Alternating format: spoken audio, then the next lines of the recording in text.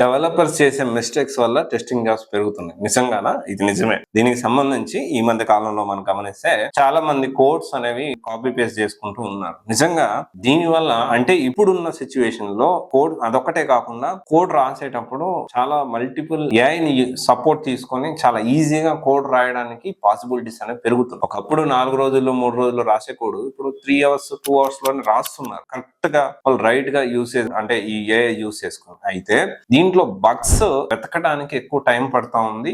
AI వచ్చిన తర్వాత testing jobs పెరిగాయి. This is the harsh reality. అయితే చాలా నిజంగా డెవలపర్స్ చేసే మిస్టేక్స్ వల్ల జనరల్ గా కూడా మనకు గమనిస్తే డెవలపర్స్ చేసే అన్ని పనులకి ఇప్పుడున్న సిచ్యువేషన్ లో డెవలపర్స్ తోటి సమానంగా టెస్టింగ్ జాబ్స్ అనేవి పెరుగుతున్నాయి. ఇది మనం అర్థం చేసుకోవాలి. For example let us say recent గా ఒక పాడ్కాస్ట్ లో కూడా టెస్టింగ్ వర్సెస్ పైథాన్ ఎక్స్పర్ట్స్ తోటి నేను మాట్లాడేటప్పుడు దీని గురించి డిస్కషన్ జరిగినప్పుడు దీంట్లో ఏంటి అంటే ఒక పైథాన్ కి సంబంధించి ఎగ్జాంపుల్ ఒక కంపెనీలో 30 మంది జాబ్ చేస్తుంటే 30 మంది ఈక్వల్ టు అంటే 30 మంది చేస్తుంటే దాన్ని 20 మంది ఖచ్చితంగా ఉండి టెస్టింగ్ చేయాల్సిన పరిస్థితి ప్రెసెంట్ ఉంది. Example let us say that ఒక కంపెనీలో 30 మంది జావా డెవలపర్లు, 30 మంది పైథాన్ డెవలపర్లు, ఒక 30 మంది జావా స్క్రిప్ట్ కి సంబంధించిన వాళ్ళు, 30 మంది .NET డెవలపర్లు, ఓవరాల్ గా ఒక 120 మెంబర్స్ ఉంటే మినిమం ఒక 60 to 70 టెస్టింగ్ చేసేవాళ్ళు టెస్టర్స్ అవసరం పడతా ఉంది. ప్రెసెంట్ సిచ్యువేషన్ అలా మారింది. సో అందుకనే మీరు అక్కడ చూసారు కదా, డెవలపర్స్ చేసే మిస్టేక్స్ వల్ల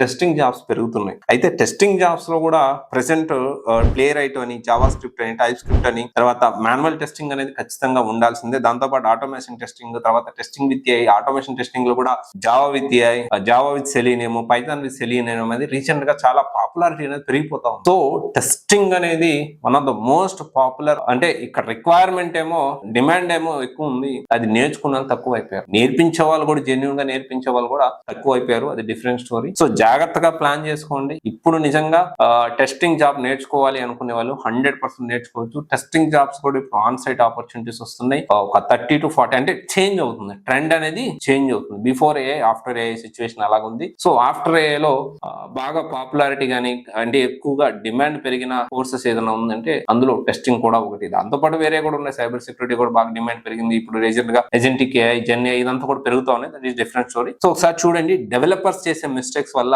టెస్టింగ్ జాబ్స్ పెరుగుతున్నాయి. ఓకే, ఎవరన్నా నేర్చుకోవాలి అంటే మంచి ఇన్స్టిట్యూట్ ప్లాన్ చేసుకొని జాగ్రత్తగా మీరు నేర్చుకొని జాబ్ తెచ్చుకొని మీ కెరీర్ ని స్టార్ట్ చేసుకోవచ్చు. Thank you.